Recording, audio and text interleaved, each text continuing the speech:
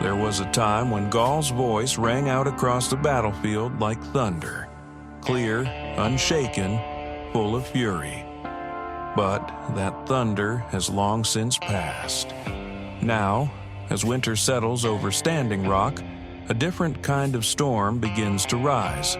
One not of gunfire and glory, but of visions, fear, and quiet reckoning. In this final chapter, we return to the man Gall became. Not just the warrior, but the guardian, the one who stayed, the one who watched.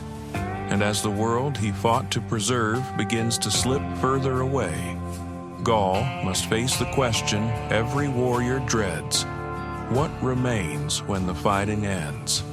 Stay with us for the end of a journey and the echo of a name nearly forgotten. This is Chronicles of the Old West, Episode 8, the final episode on the life of Gall, Lakota war chief.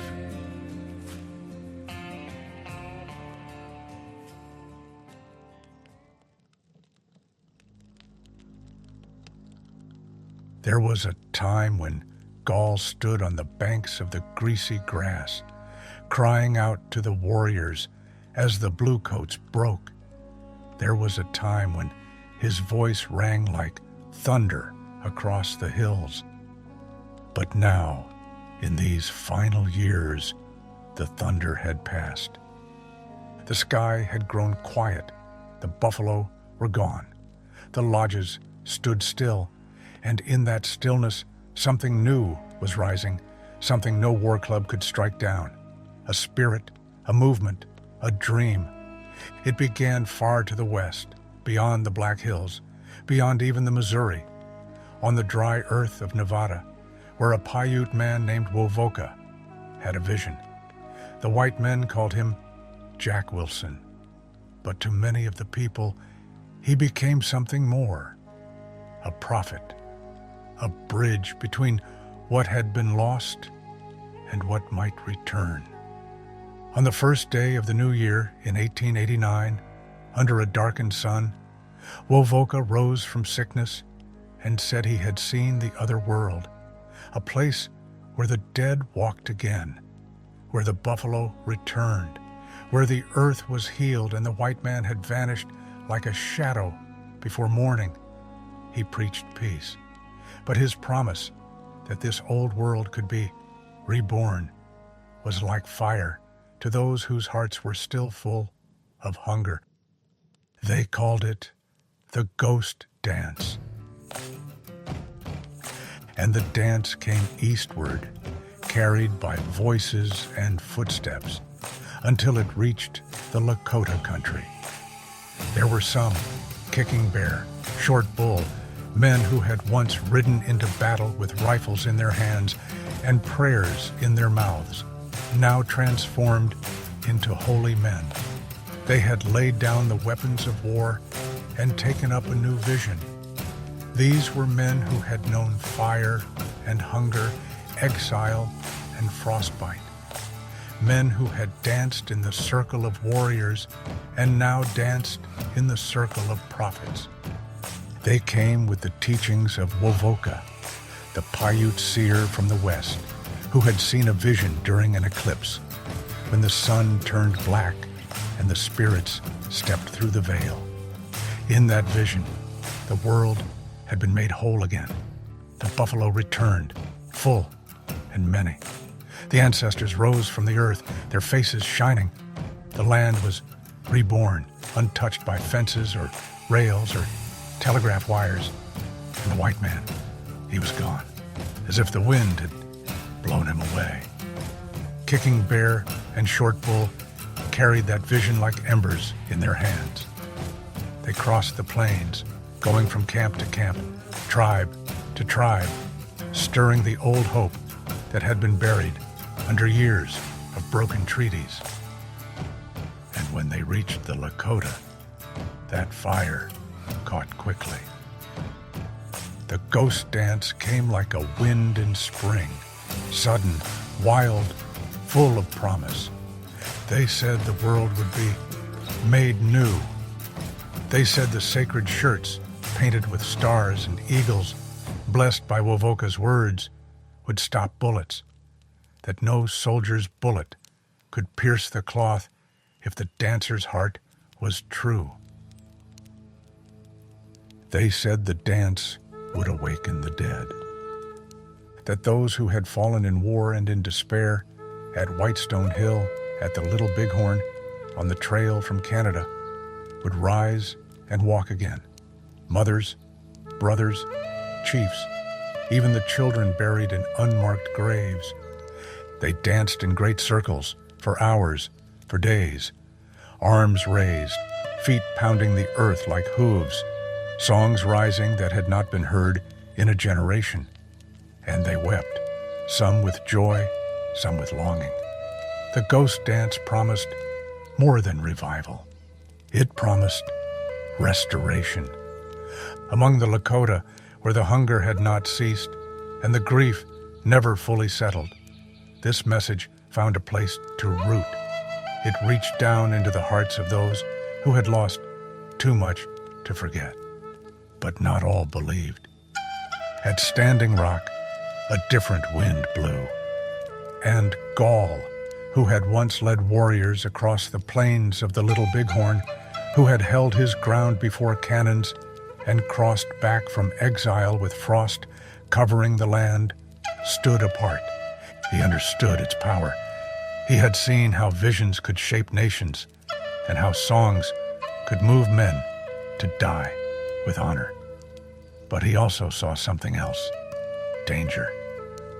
Gall had walked a long road from war to peace, and the dust of that road still clung to him. He had laid down his rifle out of wisdom. He had chosen to farm, to govern, to mediate quarrels, and sit in the courts of Indian law. He had carried a hoe in one hand and his dignity in the other. He had survived for those who followed him, the women, the children, the young men who now wore cotton and carried agency-issued tools instead of lances. Gall had not become a Christian in the full sense, but the teachings of the Episcopal Church had shaped his days. He had come to sit quietly in the mission pews, had listened to the words of the book. He had been baptized. He had learned the hymns, sung in English and Dakota alike. And though he still remembered the old ceremonies, the sun dance and the pipe, he now walked a path that split the old world and the new. And when he saw the ghost dance, its energy, its promise, its fevered pitch, he watched it not with hatred, but with caution. He was wary not of the dancers, but of the consequences, wary of how quickly the white soldiers, the agents, the missionaries could mistake spiritual revival for rebellion. He knew the Wasichu were always watching, and in the ghost dance he saw the spark that might be mistaken for a match. One misstep, one skirmish, one gun fired in panic, and the hard-won peace of Standing Rock could unravel in a single day. He did not forbid the dance outright. That was not his way. But he kept his distance. He counseled those around him to think carefully. He warned against rashness. He guarded his community. Gall had danced many dances in his life, but not this one. Because Gall knew that sometimes the cost of hope could be too high if it was built on the edge of a knife. But there was one man who did not back away: Sitting Bull. Sitting Bull had once been Gall's brother in battle. They had led countless battles together, had gone into exile in Canada together, had returned to Standing Rock with hunger in their bones. But the years had changed them. Where Gall had stepped toward accommodation, Sitting Bull had remained a symbol of resistance. He did not wear the ghost dance shirt. He did not claim to be a believer, but he allowed the ghost dancers to gather. He advised them. He gave space for hope. And that was enough to worry the white men. When Kicking Bear came to Standing Rock in October 1890 to preach the vision, Gall saw the danger at once. McLaughlin, the agent, sent Indian police to remove him. But the dancers were so moved by Kicking Bear's words that even the head of the police, Captain Crazy Walking, lost his resolve. He asked, rather than ordered, Kicking Bear to leave. Gall watched all of this unfold. He worked hard to keep his people out of the dance. He guarded the school. He warned the mission's children to stay in class. He reminded the congregation at St. Elizabeth's Episcopal Mission that hope was not found in prophecy, but in order. And still, the fear grew. Even though Sitting Bull claimed he was merely an observer, his presence gave the ghost dance a weight it might not have had otherwise. The whispers began to spread. Sitting Bull might join the dancers at the stronghold in Pine Ridge, the gathering place of the most devout. When word came that Sitting Bull might travel south, down to the Badlands, to the stronghold, where the ghost dancers gathered in great circles, eyes wide with visions and mouths full of prophecy, it passed through the agency like a chill wind. Sitting Bull had long stood as a symbol, not only of resistance, but of vision. To the dancers, his presence would be seen as a sign, a validation. If he joined them, or even appeared among them, it would swell the ranks like spring floodwaters. It would carry the ghost dance deeper into the Lakota world. And at Standing Rock, that prospect brought unease. When Sitting Bull sent word to Agent McLaughlin, saying that he might indeed make that journey south, there was no joy in the message, only tension. Gall and John Grass, both old warriors, now tasked with keeping order in the agency's fragile peace, responded with quiet alarm. They understood better than most what could happen when fear overtook reason. They had seen what the army did when it felt threatened. They had walked among smoking villages and trampled camps. They had buried their own after such moments. So they sent a message, not to the soldiers, not to the council, but straight to the agent. Give us 10 rifles. 10 rifles, that was all. Not a war party, not a campaign. Just enough to stand watch over their homes, to make it clear that Oak Creek would remain calm, no matter what fever swept across the plains. Because they feared not Sitting Bull himself, but what followed him, his people, his presence, the passion that stirred in his name. If he came to their camp, even to rest, even to speak, it could be seen as permission. The young men might take up the dance. The sacred shirts might appear, and the eyes of the soldiers would turn hard and cold toward Oak Creek. Gall, who once shouted battle cries across the river valleys, who once galloped beneath bullet-riddled skies, now asked only for 10 rifles, not to take life, but to protect it. He no longer rode out to strike first. He stood still to guard. He wanted no fight, no dance, only peace. Not the peace of surrender, but the kind of peace a man builds when he knows that everything behind him has already been lost, and everything ahead must be defended in silence. He had fought the old wars with spear and thunder. Now he fought the new ones with patience, with foresight, with the quiet kind of courage that does not show itself in the face, but in the choices a man makes to prevent blood from falling. And even as the storm clouds gathered over the agency, Gall stood his ground as an elder holding the line between desperation and destruction, because he knew that peace, once broken, cannot be easily remade. And so, in the dark hours before dawn, on December 15th, 1890, the Indian police came. Before the sun rose, before even the sky had begun to turn gray, 42 men rode quietly into the valley of the Grand River, their horses' breath steaming in the cold. They were not soldiers of the white man, but Lakota, Indian police sworn to uphold the laws of the agency, wearing badges given to them by the government. At their head rode Lieutenant Bull Head.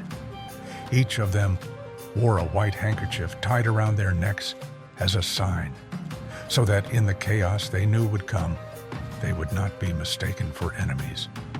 The frost lay heavy on the sagebrush.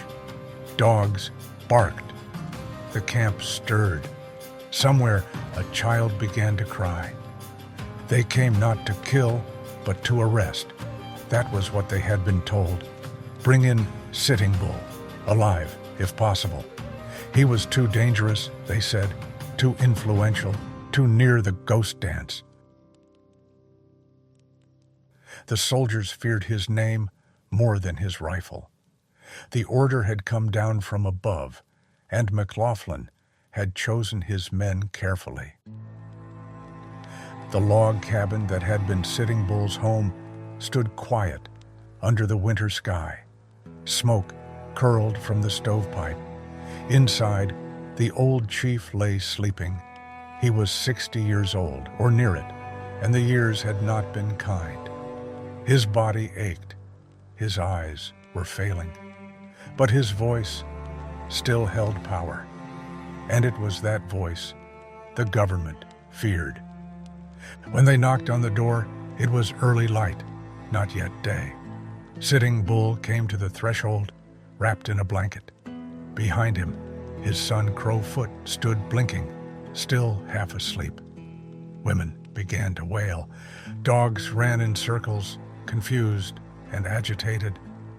They told him he was under arrest, and Sitting Bull, with the calm of a man who had faced down armies, did not resist. He spoke few words. Perhaps he knew, perhaps he had known for a long time, that his end would not come in battle, but in the gray dawn of politics. He stepped outside. As they led him away, a group of his followers, young men who had taken up the ghost dance, who believed the old ways might yet return, began to gather, shouting, moving quickly from their lodges. Tension cracked in the air. And then a shot rang out. Catch the Bear, a man who had long held bitter feelings toward the Indian police, raised his rifle and fired. His bullet struck Bullhead in the side. The lieutenant staggered. In that instant, everything broke. Bullhead turned and fired at Sitting Bull. Out of rage reaction, his hand already bloodied, he shot blindly. Then Red Tomahawk, another policeman, lifted his weapon. His shot struck Sitting Bull in the back of the head. The great chief fell. He crumpled into the snow, and the blanket wrapped around him darkened as blood seeped into the frost. Crowfoot, his son, ran toward him. He, too, was shot and killed. Then all erupted. Gunfire roared from behind trees, from the hills, from the corners of cabins. Smoke curled through the dawn. Men fired from behind log piles and frozen brush. For minutes, it was as if the earth itself was cracking open. When the smoke cleared, 8 of Sitting Bull's followers lay dead in the snow. Among them were men who had not fired a shot, who had only come to help or to watch. Their bodies froze where they fell. 4 Indian policemen were dead as well. Lakota killing Lakota. Brother killing brother. The ground drank their blood, warm against the frozen crust. The wind scattered their cries, carrying them downriver, across the bare hills, through the cottonwoods. By the time the soldiers arrived, galloping from Fort Yates, the shooting had stopped. The prairie had grown still again, silent. Sitting Bull's body lay cold, half covered in snow. He had once danced in visions, led thousands, fled to Canada, spoken before presidents and generals. He had been called a ghost, a prophet, a rebel.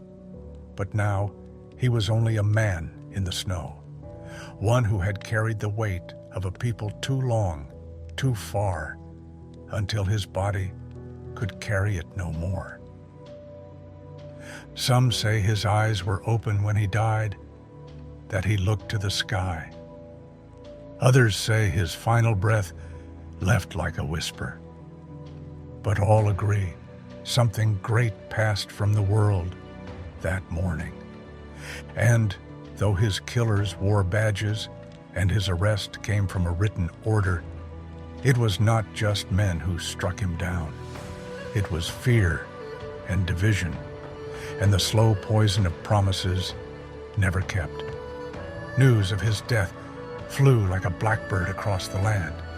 Some were relieved, some were enraged. In the East, men who had once argued for assimilation now whispered of conspiracy.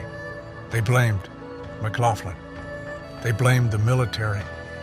They blamed the ghost dance itself.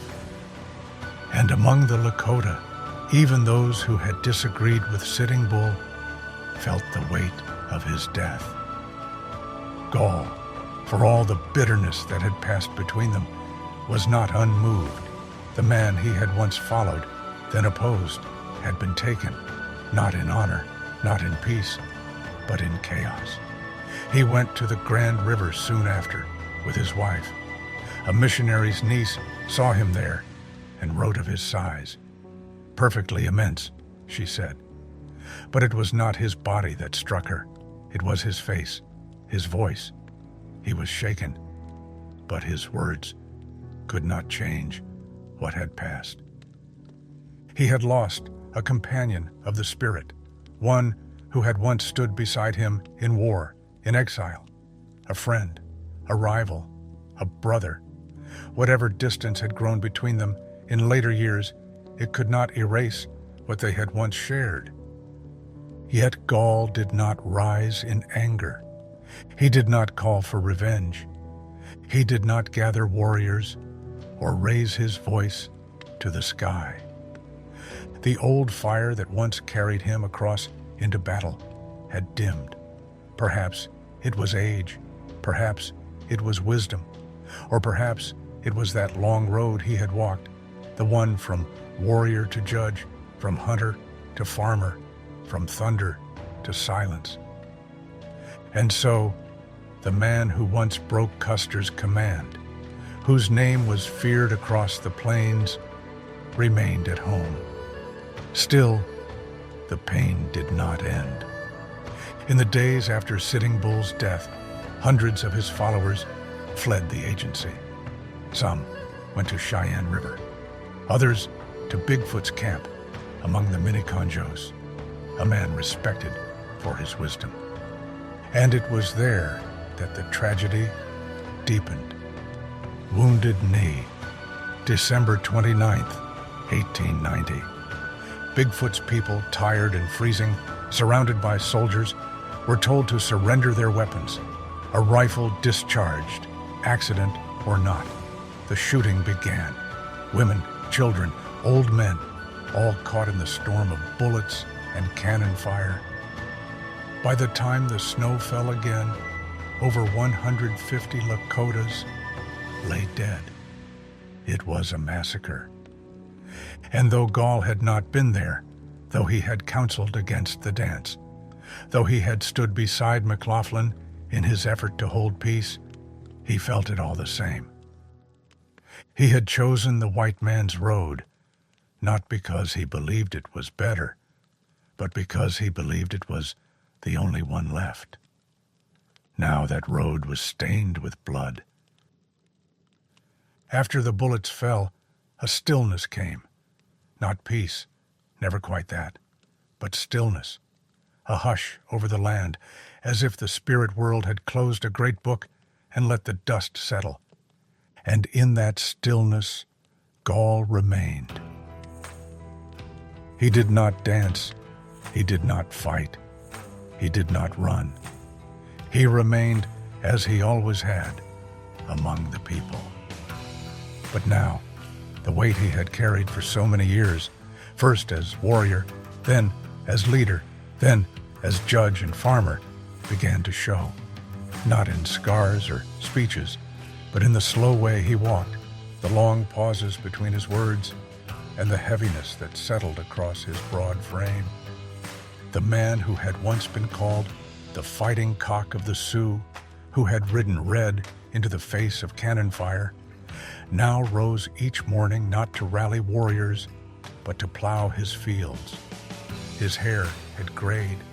His body, once forged for war, had thickened with age and illness. By the early 1890s, he could no longer ride as far or speak as long. His energy, like the old songs, was fading. Some said it was his war wounds, deep and never fully healed. Others said it was his heart. High blood pressure, the doctors called it. Some simply said that time had caught up with him. He was no longer the man of 20 coups and flashing eyes. He was now a man who walked to the mission church and sat in the back, head bowed, hands folded. But he still stood tall in his way. He still farmed. He still gathered with his people to collect beef rations at Fort Yates. He still journeyed across the reservation, once traveling as far as the Moreau River to watch over a prairie fire, even as his legs grew tired and his breath shorter. He remained present, still carrying what he could. And in those final years, Gall turned more fully toward the church. He had walked beside the Episcopal mission for many winters, sometimes as a visitor, sometimes as an observer. He enjoyed the company of the priests, their quiet teachings, their sacred book. He had not turned away from the old Lakota ways, but he no longer walked fully within them either. He had, like many of his generation, woven two worlds together, one thread of pipe and drum, another of cross and hymn. In 1892, on July 4th, Gall was baptized into the Episcopal Church. He took the name Abraham Gall, though some records also named him John. He did not speak loudly of it. He did not seek praise. But to those who watched, the change was real. As he drew closer to death, he also drew closer to St. Elizabeth's Mission, the small wooden church that stood near Oak Creek, not far from his cabin. He sent his children to its school. He sanctified his marriage to Martina Blue Earth in its pews just 3 weeks before the end. He read Scripture. He listened. And when he no longer had the strength to hold the book himself, he had others read it to him. He never tired of hearing the word of God, said Josephine Wagoner, who served as interpreter at the mission. His health declined quickly in 1894. His weight had grown heavy, some said close to 300 pounds, and his heart strained under it. He tried medicine. even trusted in white remedies. One of his friends gave him a tonic to reduce fat, a new thing, a modern solution. He took it, not once, but all at once, the whole bottle. It was too much. On a cold morning in December, Gall fell into silence. His daughter Nancy, who had stayed at his side, tried to rouse him. She sprinkled water on his face, the way she had seen it done in the ironing houses, hoping it might call him back, but he did not return. Abraham Gall, Peasy Gall, the war chief of the Hunkpapas, passed into the spirit world. Some say it was December 5th. Others say December 8th. The records do not agree. But it was winter. The ground was hard. The sky pale and high.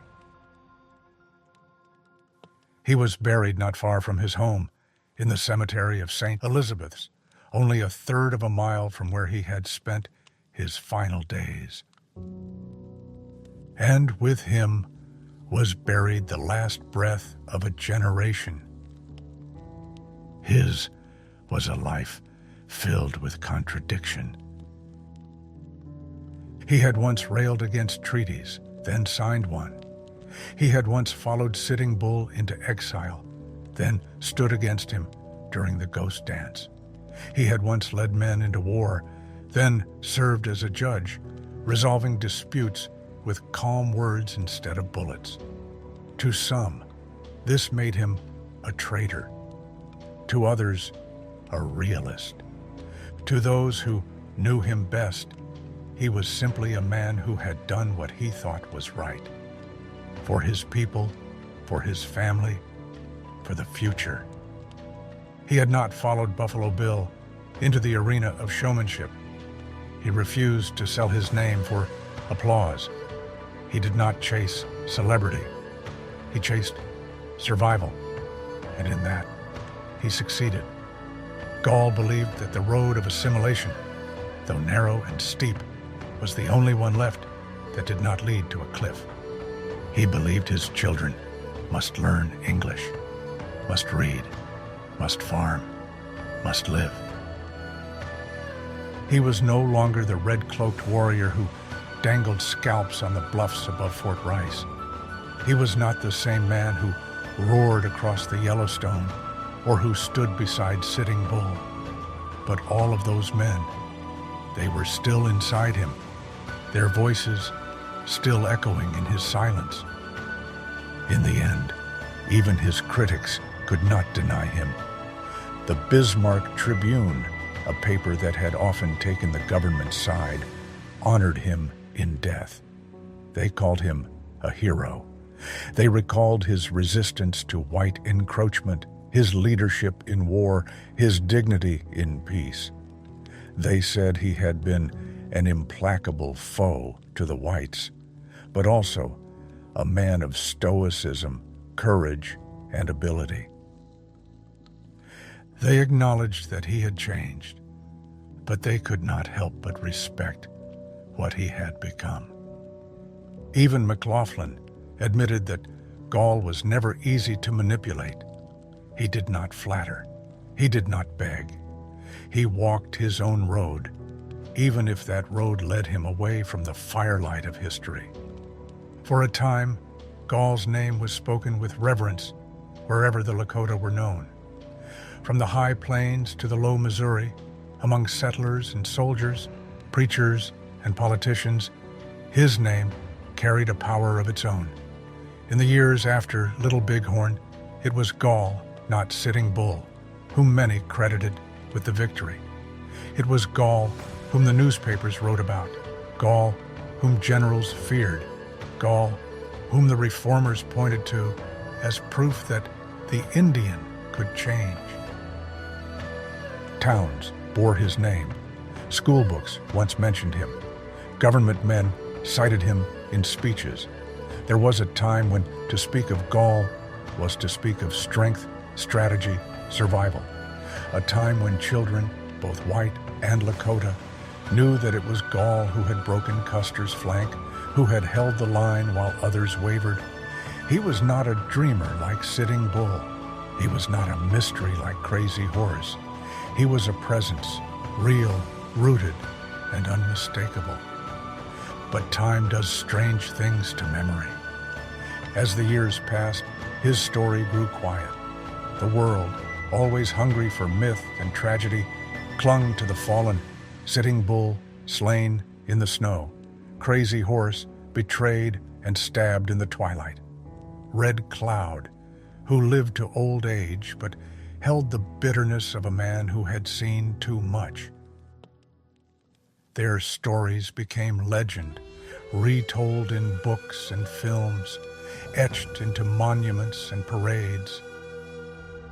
And Gall's shadow faded like the last coals of a sacred fire. Now, his name flickers only in the margins of dusty books, in tribal histories too rarely read, in the voices of elders who remember the man behind the headlines. In classrooms, he is mentioned only in passing, if at all. Not because he did not matter, but because his legacy was more complex, less convenient for those who prefer heroes that never bend, never compromise, never change. But for those who remember, Gall deserves a second look. He was not only a warrior, though he was that. Not only a strategist, though few outmatched him. Not only a chief, though he led many. He was a man who saw the storm break and knew that war would not save the people. He was a man who looked across the broken treaties, the starved camps, the shattered herds, and chose not bitterness, but burden. He became a statesman when war no longer fed the children, a peacemaker when peace was laced with danger, a father, not just to his own children, but to a fractured nation. He did not walk away from the old ways. He carried them with him. But he also walked into the new world, knowing it would not welcome him fully, knowing it would never forget who he had once been, but also knowing the Oyate, the people, needed a future more than they needed pride. He walked that road not out of weakness, but out of love. Love for the mothers whose arms were empty. Love for the young ones who had never seen the buffalo run. Love for the ancestors who whispered in the grass.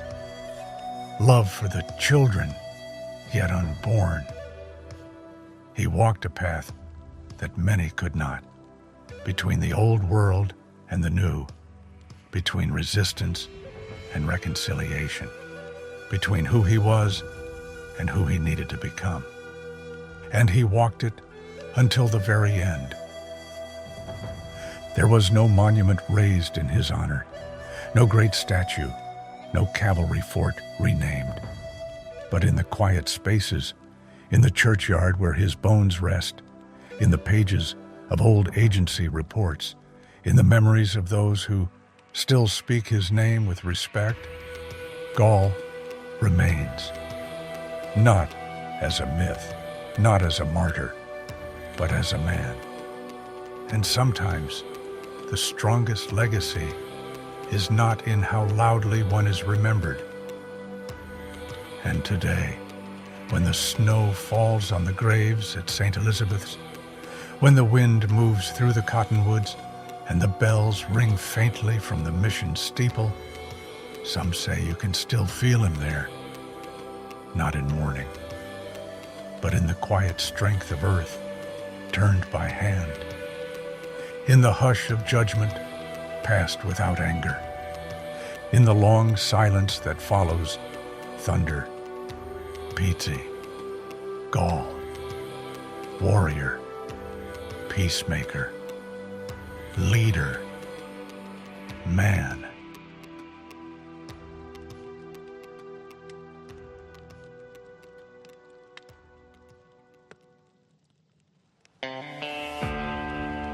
And so ends the story of Gall, warrior, leader, father of a people. He rode through fire, watched the world he knew vanish beneath his feet, and still, he did not fall. He adapted. He endured, not for himself, but for the Oyate, for the children yet to be born, and the memory of those who had already passed. His was a life carved from the hardest earth, full of contradiction and courage, compromise and conviction. He was not perfect, but he was present. Through thunder and silence, he remained. Here at Chronicles of the Old West, we've done our best to honor his legacy, not just through the pages of history, but through story. Every episode you've heard was built on primary sources, agency records, Lakota oral histories, and first-hand accounts, shaped with narrative elements to bring you closer to the heart of the man behind the legend. We've tried to stay true to the facts while weaving in storytelling that makes the past feel alive. If Gall's journey moved you, if it taught you something new, stirred something in your spirit, or made you see the Old West in a new light, please consider leaving us a rating or review on Apple Podcasts, Spotify, or wherever you're listening. Your support keeps these stories alive and helps others discover the voices that shaped our shared past. And this is just the beginning. More legends await, more voices from the frontier, from the forgotten, from the firelight of history. Subscribe now to our podcast and join us for future seasons, where we'll explore the untamed lives of the men and women who carved their names into the dust, wind, and blood of a changing world. Thanks for listening, and we'll see you next time on Chronicles of the Old West.